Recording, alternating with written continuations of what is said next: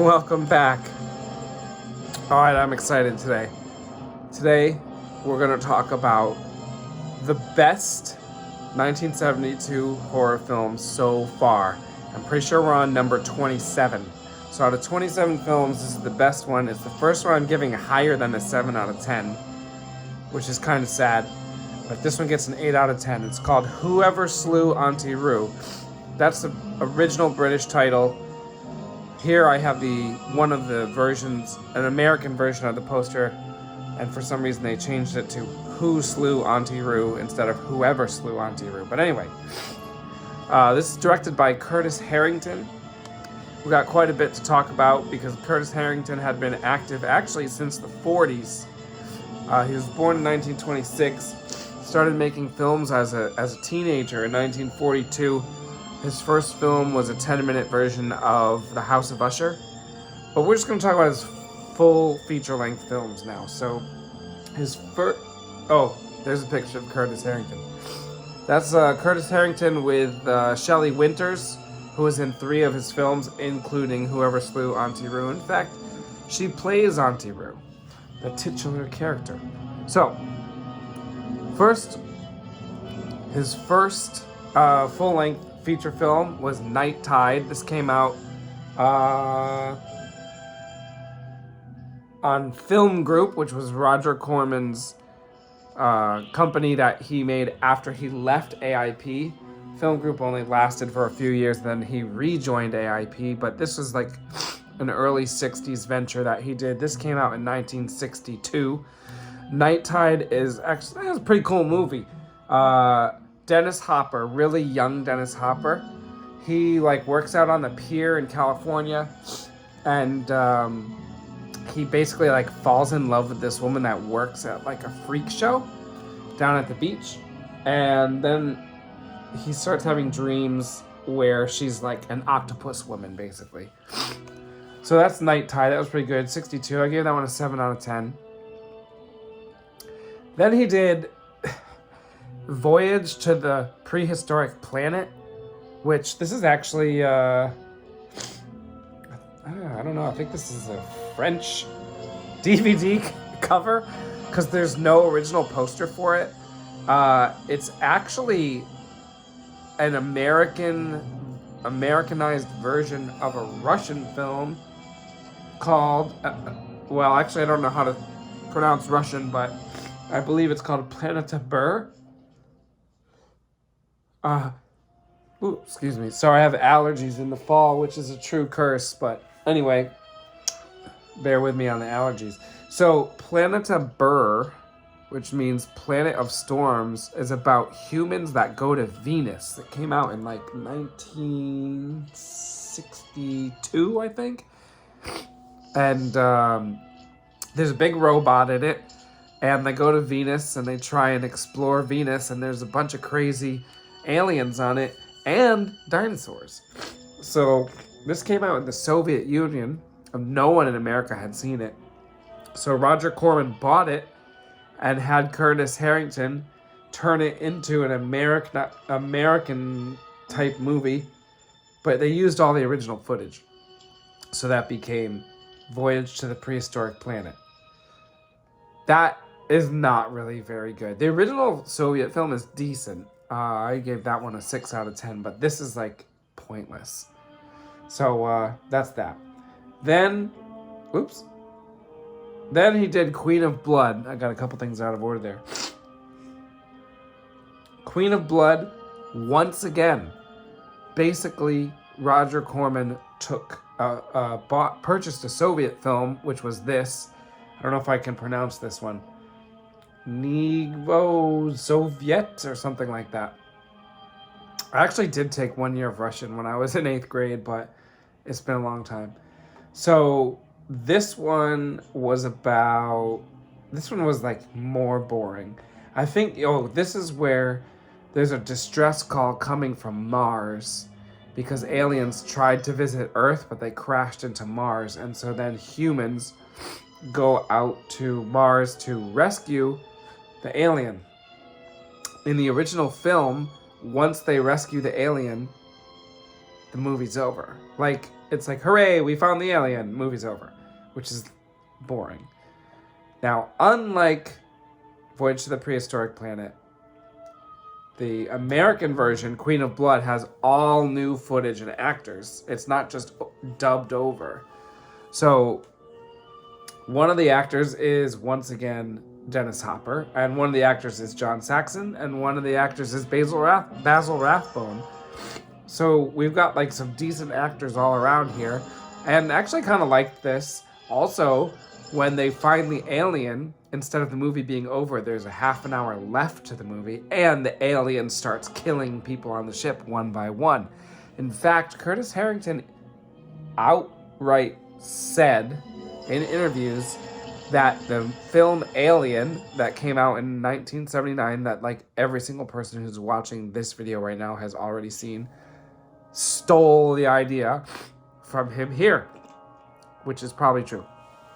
Actually, if you've seen Planet of the Vampires by Mario Bava, Alien basically mixes Queen of Blood with Planet of the Vampires and puts them together and just makes it way, way, way better. And that's Alien. So anyway, this movie I give 6 out of 10. This was an entertaining one, although not great.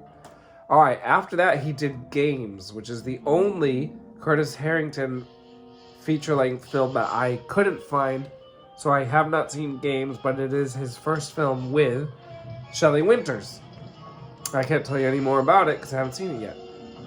But actually, it looks kind of weird and creepy. So I am going to try and find that one. Alright, then we have How Awful About Alan. Now, How Awful About Alan kind of sounds like Whatever Happened to Baby Jane. Although, it's not really that similar. How Awful About Alan has Anthony Perkins, who most people know from Psycho. And he's blind in it because he witnesses his father burn alive in a house. And his sister also doesn't die, but she gets burned as well. But she survives. And he goes crazy and he goes blind. And the psychologists tell him that he's blind out of guilt. And like 8 months later, he's released and he goes to live with his sister. And then he feels like someone is trying to kill him. So that's How Awful About Alan. It was a TV movie. I think it was on, ABC. I think it was an ABC movie of the week. It was not that good. Then he did this one. What's the Matter with Helen? Again, kind of that same kind of title. This one definitely took direct influence from...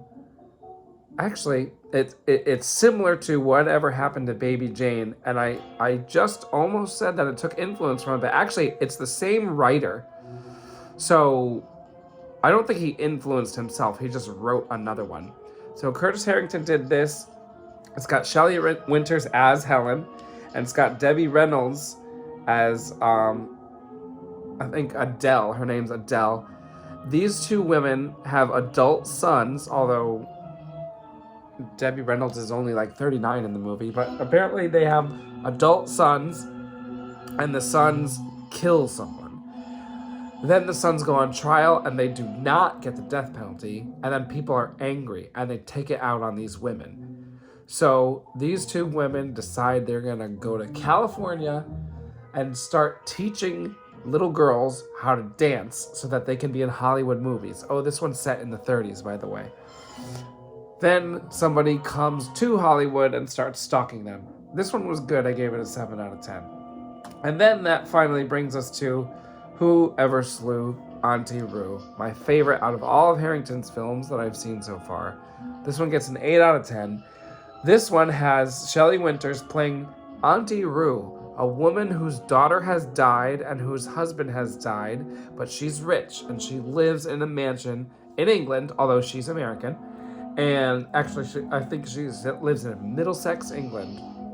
And so every year at Christmas time, she invites like a dozen orphans from her local town to come enjoy Christmas with her for a few days. And she cooks for them, and she gets them presents, and she puts them under the tree, and she sings to them and dances for them and entertains them. So the problem here is that she is a psycho. She cannot let go of the idea that her daughter is gone. So she regularly invites a medium to her home to hold séances, and she tries to contact her daughter through the medium. She also leaves her daughter's room as it was before she died. And unlike all the other movies well, no, that's not true. Queen of Blood was a horror film, but a lot of those other ones I would just call thrillers. This one's a horror film. All the aesthetics are different, okay? Unlike those other films where someone might be stalking someone or somebody might be killing someone, this one has horror aesthetics all throughout. There's creepy dolls. There's spider webs. There's rats. There's, like, masks. There's blood. And in the beginning of the film, actually, I'm not going to give that part away because it's really cool. There's other stuff, too. We'll put it that way. You can also see the poster here is way more horror related than the others. Okay, we've got the skeleton hand. There's like a little skeleton baby there. Blood, a beheaded teddy bear. It's actual horror. So this one right now is on Tubi, so I suggest you go watch it. And then you can come back and watch the rest of this. Although, I'm not going to go over every single detail. But here come the spoilers. So if you haven't seen it yet, go watch it on Tubi. It's worth a watch, okay? So, actually, before I get into spoilers, if you haven't clicked off yet, this is, I think, if I'm counting correctly, this is the 5th AIP British film. AIP being American International Pictures. And in 1960, actually it's the 6th one. In 1969, they started making some British films, even though they're an American company. They made, if I'm not mistaken, they made The Oblong Box in 1969. Then they did Cry of the Banshee, if I'm not mistaken. They did Cry of the Banshee in England. And then that was 1970 with Vincent Price. And then in 71, they did The Abominable Dr. Phibes. And then they did Murders in the Rue Morgue. And then in 72, they did this. So yeah, 5th. And then they did sequel to Dr. Phibes, which I already did a video for, but actually came out later. So anyway, I don't know why, but they're mostly good. And actually, this is probably the best one out of all those. But yeah, there's a lot of horror aesthetics. Shelley Winters plays like a total psycho. I read that she was actually having a nervous breakdown in real life when she made this and What's the Matter with Helen. So that probably added to it. All right, here's the spoiler. The one spoiler. The best part of the movie. So click off if you haven't watched it. So Shelley Winters has her dead daughter's corpse in the movie, and she like holds it like it's a doll, and she like talks to it like it's still alive. She treats it like it's a sleeping baby, and it's like a rotten corpse. Now it's 1972, so there's like, it's not that gross looking. It actually just looks like a dusty old mummy, but still. And she like dresses it up in like nice clothes and everything. And what happens to the corpse at the end was kind of crazy. That's all I'm really going to say about it. This one's definitely worth a watch. As far as I know, it's Curtis Harrington's only British film because he's American.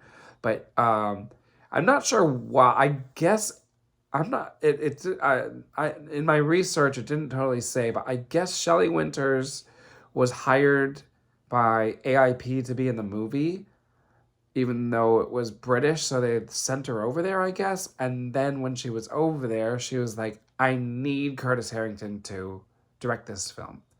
And I read that Curtis Harrington didn't even like the story or the movie or anything, which is disappointing to me because I think it's his best one. I think it's his most interesting one. Maybe he thought it was too goofy, too hokey. It's not a realistic movie. Not really. I mean, like, you're not going to have a lady with, like, a corpse baby, really, right?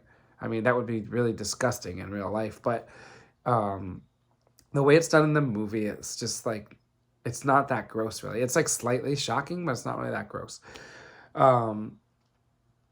But, yeah, it's not like his other movies. Although Queen of Blood was ridiculous, but I guess he was younger when he did that one. So, anyway, this is my favorite Harrington movie. He did a bunch more throughout the 70s, so we'll be hearing his name. I know he did one in 73, 74, then maybe they spread out a little bit, like maybe 76, 78, 79. He does a bunch more. So he keeps doing horror movies, so I'm not really sure why he didn't like this one, because it's awesome. I think I did read that he said, like, considering what they gave him, it came out pretty good, but he still, like, didn't like it. Anyway, I did like it, so here we go. Whoever slew Auntie Roo, 8 out of 10. Watch it on Tubi, and I hope you enjoy it. Let me know what you think. Talk to you later.